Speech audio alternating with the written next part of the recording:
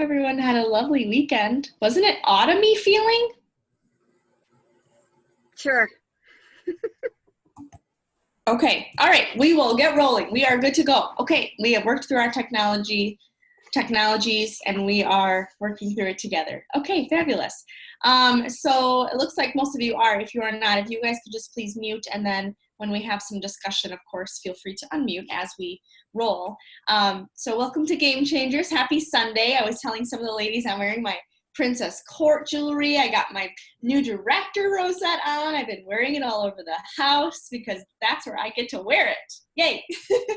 So I am really excited for this week because I think we have a lot of great information to share with one another, and I always just love hearing what we discuss and what we come up with on here. So I have some great things to share with you guys about what I found on the desktop Gallup, but I would first invite you guys to chime in and do let me know or share with the class what you found, and if there was something that really stuck out to you or a little resource that you found online that you appreciated, I would love to hear it.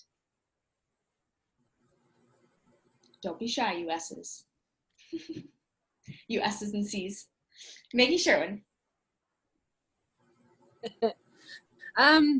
I found mine, which I don't think I typed in a topic. I think I was scrolling through, and it was called "How to Handle Change." Now, one of us, adaptability is high. I understand that this isn't necessarily my article. Yeah. But I think it was a nice reminder for me that because adaptability is one of mine, that I can dig into it. But it had some great ideas.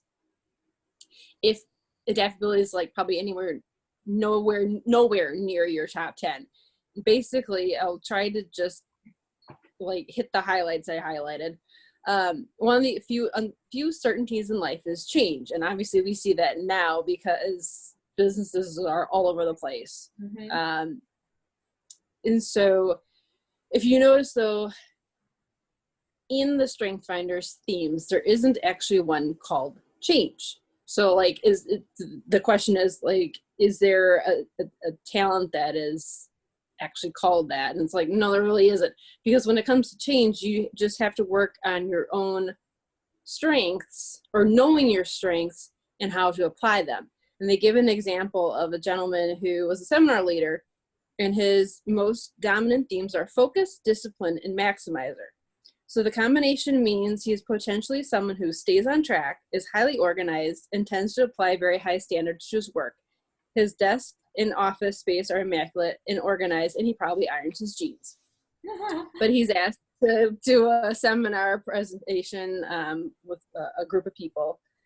And it's in an area where it's not his normal office. He's in like this nature preserve, national park sort of thing.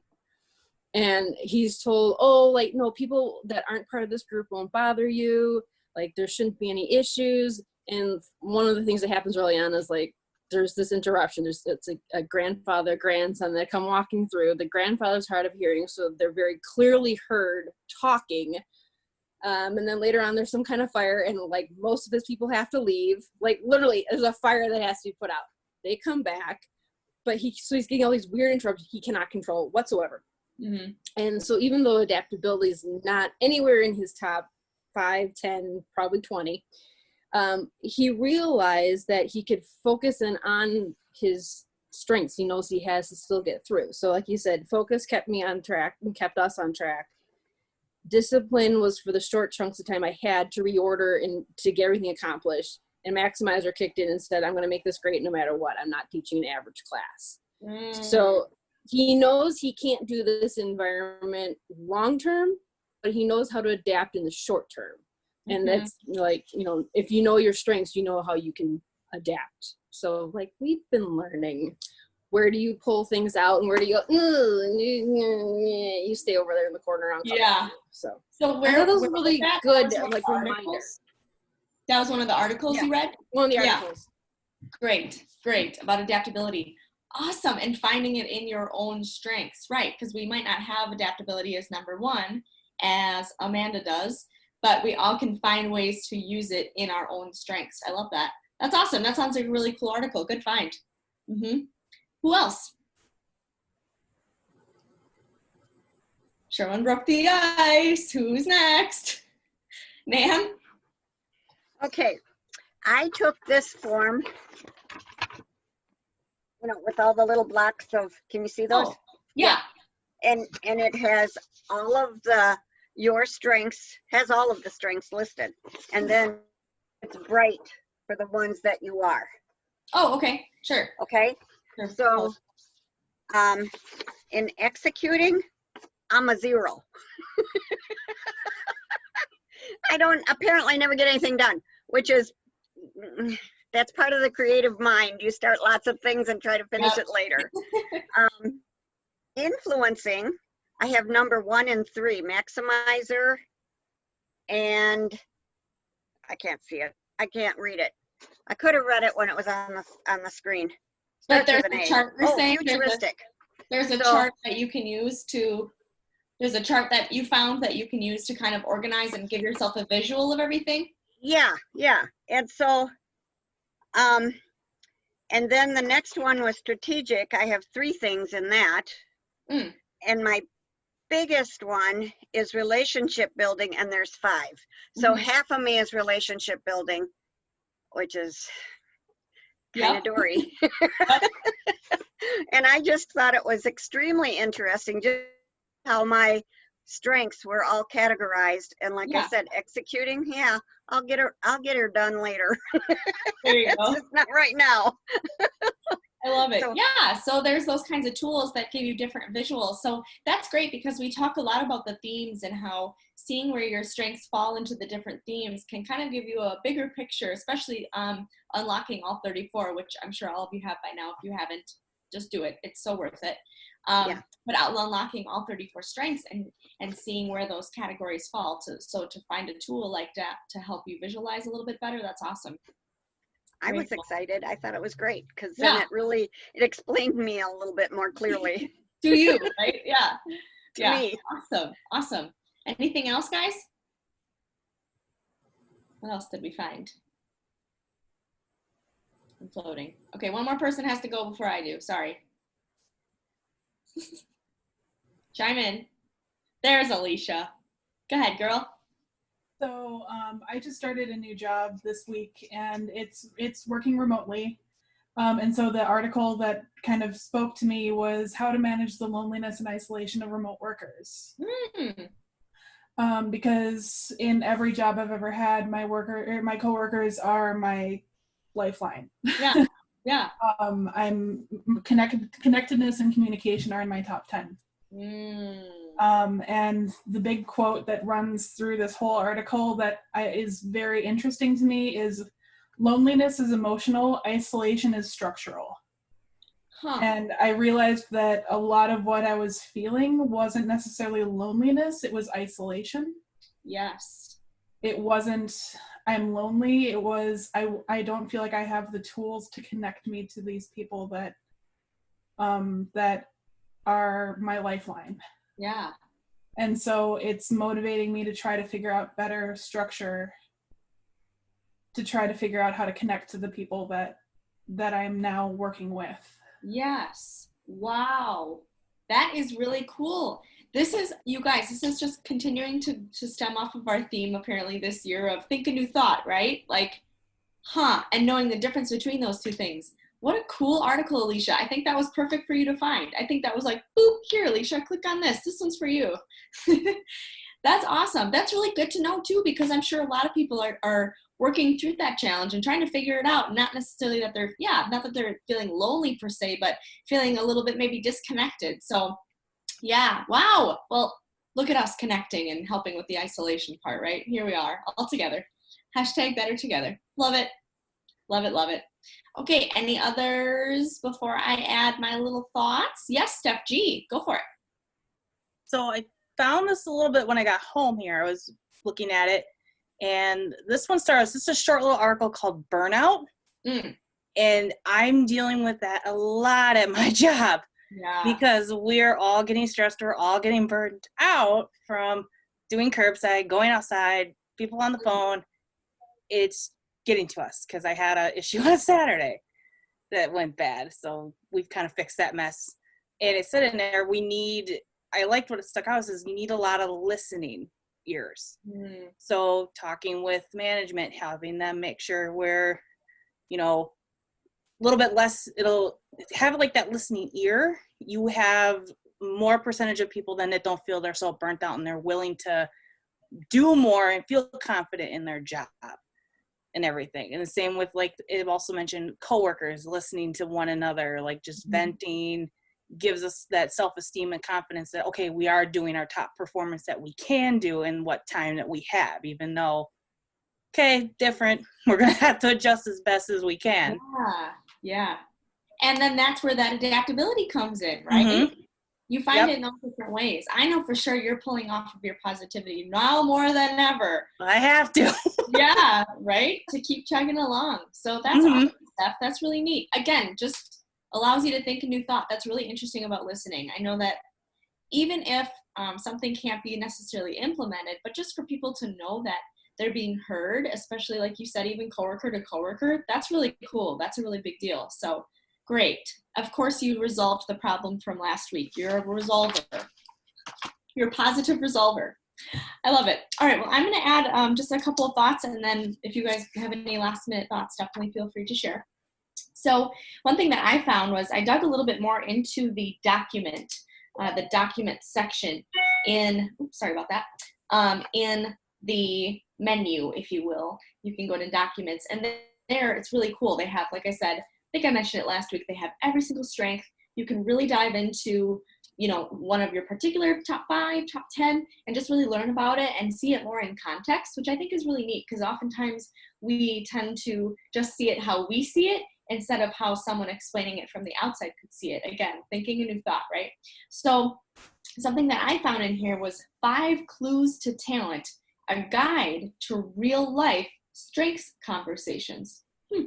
So 5 clues to talent. You guys can all find it there under documents. And I would recommend printing it. It's just 1 page.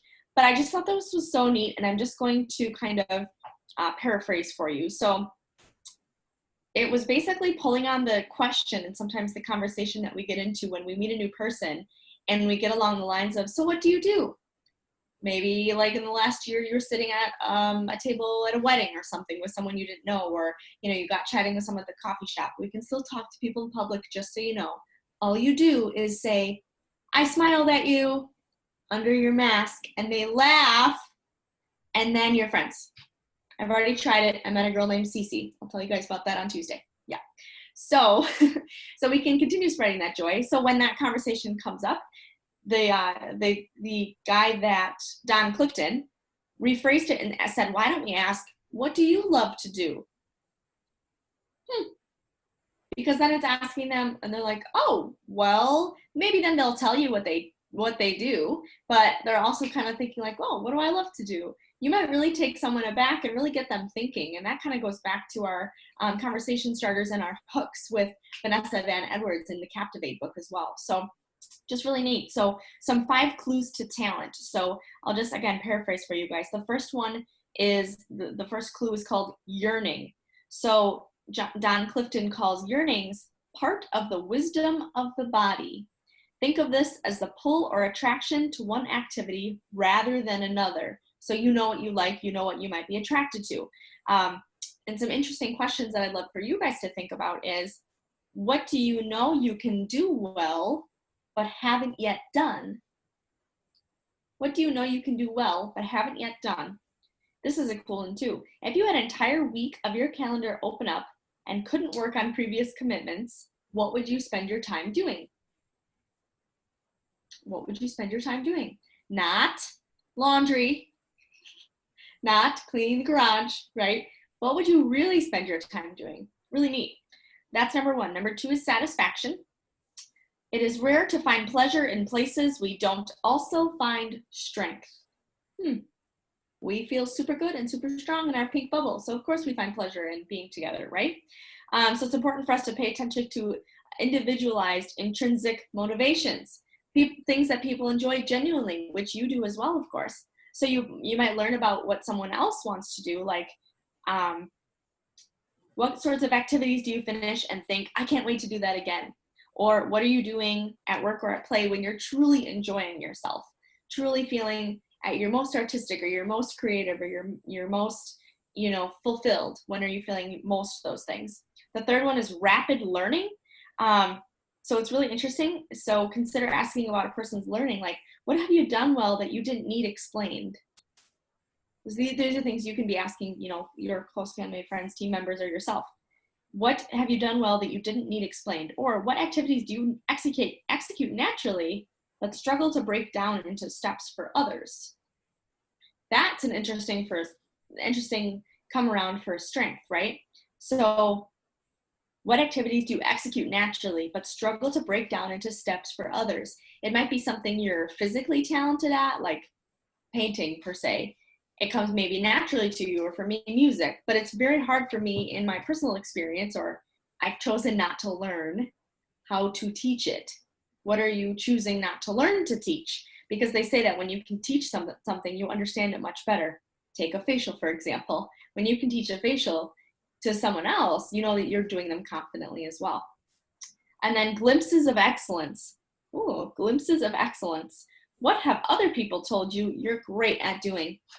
That's a good one, you guys. And I think we really need to focus on that more, because we often, we're not as nice to ourselves as we need to be, right? So what have other people told you you're great at doing? My mom tells me this kind of stuff all the time, so I can just pick anything she says to me on any given day, which is really nice. So if you need to call your mom, okay? Or someone else's mom. That's good too. You can call that mom. Pointing at you, Nanny. Not sure where you're at on my screen, but you're over here. Yeah. So what have other people told you you're great at doing? Wow, that feels great, right? So that's glimpses of excellence. And then total performance excellence. So there's a psychologist that calls it flow and describes it as the optimal state of intrinsic motivation. So that's what I think some people, I really thought this one was interesting, total performance excellence, because talking about being intrinsically motivated, have you guys ever heard, has anyone ever said that to you as like an excuse not to do Mary Kay, that they're not intrinsically motivated? Okay, I've gotten that a couple times, and I'm like, do you go to work though? Like, are you intrinsically motivated to go to work and go get paid, right? So I think it's funny, and what's important when we're having those conversations, or even just, like I said, as you're out and about meeting new people or strengthening relationships, finding out what does excite them, because motivation can only get you so far, right? It's the commitment and the action after the motivation. We can sit here on Strength Finders all night long, and I can motivate you, right? We can have these great conversations, but if you hang up and then go poo-poo on yourself, then you weren't listening, right? So I think that was an interesting comment about the intrinsic part. So finally, it wraps up by saying, in a recent Gallup poll, half of Americans reported not using their strengths every day. Wow, which is why sometimes these articles that you guys find are like such a great reminder and kind of pulling you back to where you thrive, and maybe thinking a new thought in the thing that you already knew you had to do. Steph already knows she loves to be positive at work and keep it positive, right? But it's a good reminder for her to think a little bit further and say, oh, well, I can do that by listening. Like, well, I'm already a good listener, but I could be better, right? It's just like, what can I be a little bit better at today? Half of Americans, that's crazy. So people that are aware of their strengths, half of them aren't using them, right? So whether you're a manager, colleague, coach, parent, or passenger on a plane, every single interaction is an opportunity to help others excel. It all starts by changing the conversation. So I think this also goes back to, like I said, just thinking about those rewording. You guys know I'm verbiage queen. I love words. If you ever are struggling how to say something or ask something, please ask me. I love it. But I think that's really important. And there's that simple switch of, so what do you do? So what do you love to do? I mean, I would be like, what?